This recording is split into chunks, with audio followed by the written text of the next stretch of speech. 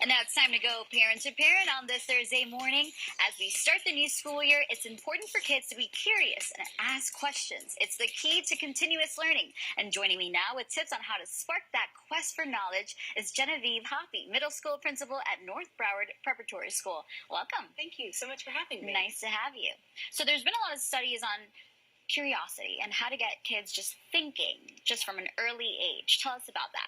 Okay, so there's all this research that's coming out about curiosity, the brain, and critical and creative thinking skills. And so at North Broward, what we want to do is provide students the opportunity to really foster these skills. So for us, an example is if you came on our campus, you might see a lot of students that are practicing the art of slow looking.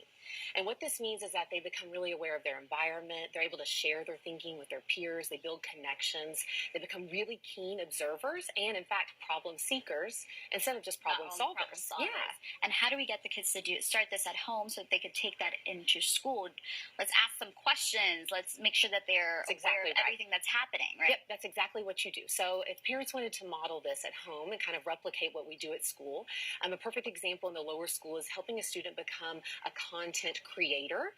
And so having them step into the role of an author, for example. So if a child were to come home, a parent could say, tell me about a book that you've read at school. How might you have changed the ending to this book? What would you have done differently if you were actually the author?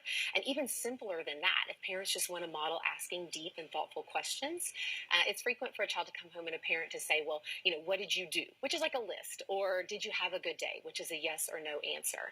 But instead they could say, tell me a really thoughtful question that you asked at school today. Or share a moment with me that was something that really stuck with you and helped push you as a learner. And then really use that to springboard their curiosity.